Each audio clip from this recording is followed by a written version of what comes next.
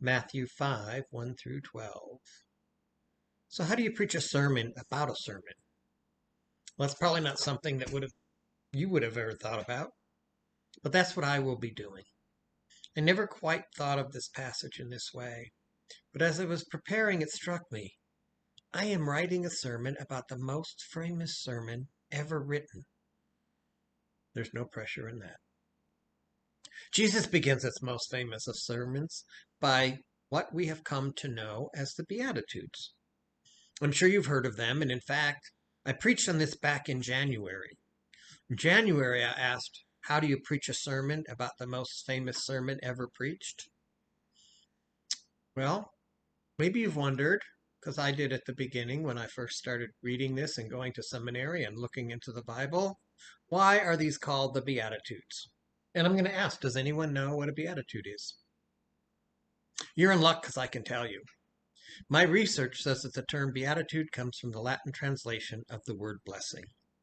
So this section of the Sermon on the Mount, which should really be called Sermon on the Mountainside, is called the Beatitude, which we can call the blessings. I hope that helps some of you. You know, these historical insights sometimes help me, can shape the way I preach and interpret some passages.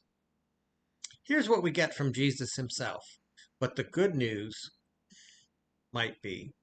The Gospel of Matthew contains many long discourses, little sermons, if you will. Matthew's Gospels contain a lot of words of Jesus.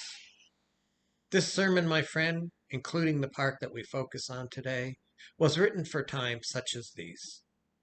Jesus is telling us about what good living looks like here, and he's offering us the great promise of following in his path. When I read this today, we have so many things that we can apply to our lives. I hope this sermon helps you prepare yourself for the results of next week's election. And regardless of how you vote, we may all be waiting at this time next week to still hear the results of some races. So when we read that blessed are the peacemakers, we may just experience that. The Beatitudes are one of the most famous passages, and yet their challenge to us never gets old. We are continually called to reinterpret its call on our lives into the given moment. That's why I have posted the slides you will see, with both the NRSV and the Message. I find that the Message translation has given me a little more peace and spirit this past couple of weeks, as I've struggled with what to say today, and probably even more what to say next week. To be honest, if I had my way, we might just cancel church next week, so I would not have to preach right after this contentious election.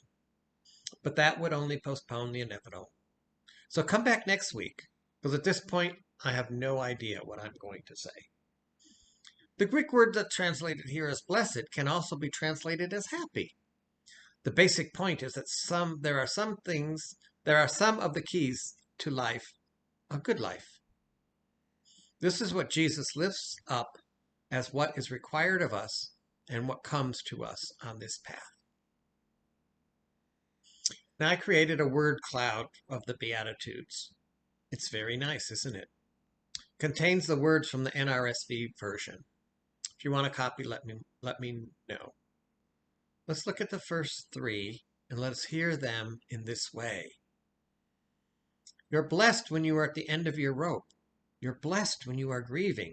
You're blessed when you are content with who you are. To be poor in spirit is to be humble.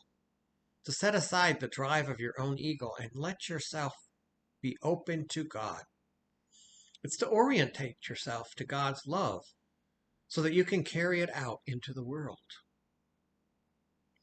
Blessed or happy are those who are humble, for they let God work through them, allowing them to bear witness to the goodness of heaven here on earth.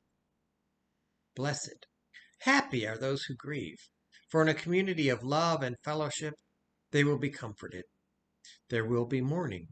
There will be grief. There will be suffering. We have all been grieving this past 8 months. Many have suffered loss. Next Tuesday, or perhaps beyond, many people will be grieving. Our country is in the midst of one of the most contentious elections in many of our lives. I'm not sure that happy fits in that one. We honored our loved ones who passed at the beginning of this service. It was for those who are grieving, for the community to support them. Blessed and happy are the meek. For if we follow the way of Jesus, if we live the realm of God into reality, we erase the margins to which we exile some people in this world. If we are truly following Jesus, we move people from margins to the center, so that together we all share in the abundance of society. We do not leave behind the refugee or the Muslim or the immigrant. We stand with our brothers and sisters who are different from us. We stand with our black and brown brothers and sisters, fathers and mothers. We do not leave some people without affordable health care, or some people without food, or people without security and decent housing. We do not clear-cut public forests and run pipelines through indigenous lands. If we are to take the message of the gospel seriously, then we create a world where the most powerless among us are brought into the fullness of the world. The grave abuse of human power at the expense of the powerless among us stands in direct contradiction to the teachings of the gospel. Now, blessed are those who hunger and thirst for righteousness, for they will be filled. My seminary professor who taught the gospel had a thing about the word righteousness. You know, all translations are human and all translations are political. We hear the word righteousness and we think about our own individual piety. He believed that was a mistranslation and argued that the word should be justice. So we hear the reading as blessed are those who hunger and thirst for justice, for they will feast on justice. You're blessed when you have worked up an appetite for God. What better meal could there be? If we carry Jesus in our hearts, how can we not strive to bring about a world where no one is an outcast and no one is a stranger? We remove the stigma of being the other. Blessed are the merciful, for they will receive mercy. You're blessed when you care. The work of mercy is everyday work, and we are called to it by the gospel. We are called to it by our faith. In a true and just realm of God, all will be merciful and all will receive mercy. That is the world. That is the world that we are striving for. We have to care for each other, for the world, for peace, for life. Blessed are the pure in heart, for they will see God. God is with us and loving us all the time. The question is whether we live in such a way as to see God and God's call on our lives.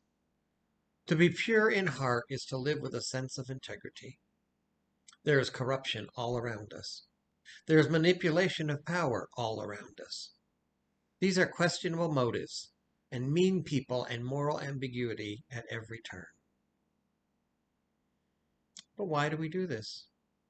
Because we believe in something that is greater than ourselves, and that's love of God into this world that speaks back to a system that deals death, that lives for profit, that consumes the earth, that exploits people, that uses everything to its own advantage. The book of Matthew is full of people, and our world is full of these people, and our world is full of these people. Jesus is consistent in his witness for God's love and justice, and so must we be. To be pure in heart is to live with integrity. And when you do that, you will see the presence of God in the world. That is the call of the Gospels. Blessed are the peacemakers, for they will be called children of God. You are blessed when you can show people how to cooperate instead of compete or fight. Don't we all wish this were the case? Don't we wish that our Senate and House could see how cooperation would make things better for so many? Rather than hissing at each other across the aisle, they should take time to listen. Think of all the racial justice that is being attempted in our world today. And not just here in the U.S., but all over the world. Rather than calling other countries names, shouldn't we be working together on a vaccine? Rather than pull out of the Paris Climate Accord, shouldn't we be helping to save the planet? coming together, making peace is not easy work. But here's the deal.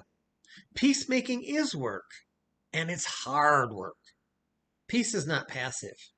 Peace is not false unity that silences oppression.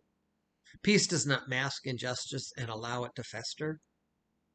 Peacemaking is hard, daily, active work, and it is necessary. It is constant. It is the duty of people who claim to be Christian. It is the duty of those who live the Gospels. But there's another cool part of this. Sometimes peacemaking is a grim duty, but it's also active joy. It is life-giving to the person doing it and to all involved. It is embodied hope and steadfast dedication. It is connection and deep satisfaction. It is friendship and transformation and possibility. Peacemaking is an act so fully suffused by the Holy Spirit that it lights up your heart and feeds your soul. By this work, God is pleased. Blessed are those who are persecuted for righteousness' sake, for theirs is the kingdom of heaven. You're blessed when your commitment to God provokes persecution. Now, when I read that, I think of Jesus. Is he not the first thing you think of? Remember our tweak of the word righteousness? But this really works either way, provided you don't see this as just some measure of narrow personal morality. Let there be no mistake. The quest for genuine justice will not make you popular in some circles. When you stand up for the innate value of all people on the planet, people will come after you. When you say that Muslims and physically disabled and mentally ill people and Guatemalan immigrants and the homeless and Syrian immigrants and urban black folk and transgender folk and those living in poverty and queer folk and precious natural ecosystems, when you say that all of these are precious and fully worthy in the sight of God, there are people with power in this world who do not want to hear that. There are people with power in this world who seem to be doing everything they can to make sure that this is not so. Because if that is true, then we as a global culture are called to live in a different way, a very different way. This thinking is a threat to their power and their profits, and is a wise thing to be prepared for what might come at you. That is not a happy thought. But the alternative is to turn away from the gospel message, and that is worse. Blessed are you when people revile you and persecute you, and utter all kinds of evil against you falsely on my account. Rejoice and be glad, for your reward is great in heaven. For in the same way they persecuted the prophets who were before you. So we get these two verses in a row. Be aware that this is not going to be an easy road. Jesus knew what was coming. Do not expect success by the measures of this world. There will be days when you don't seem to make anybody happy. I sometimes feel this way, especially in these times. We are challenged in so many ways. Living out the love of the gospel is a huge challenge. It's a challenge to ourselves, and it's a challenge to the powers that be in the way we are supposed to believe and buy our way through life. It's a call to live differently, to live extravagantly, to care deeply and pray without ceasing, to tend to the needs of your neighbor, to see everyone, in fact, as your neighbor, to find the face of Jesus in the marginalized, and to work to change a system that puts people and the planet at the margins. You may or may not see your reward on earth for this work. People have lived and many faithful people have died at the hands of men across millennia. But if you live as a peacemaker, if you seek justice, if you live with integrity, if you are humble and merciful, you are living the life God calls you to live. I encourage you to spend a few minutes thinking of ways in which you live into the Sermon on the Mount. It's often not easy, not without pain, suffering, even physical threats. But in the end, it's what Jesus tells us we should do. And while the Beatitudes was written long ago, just think of the relevance we can see in these words. We can make a difference in the world. On Tuesday, many of us will have voted. Maybe, no, not maybe, but we know that our votes and our voice can make a difference. Go, my friends, and share this beautiful vision with the world. Amen.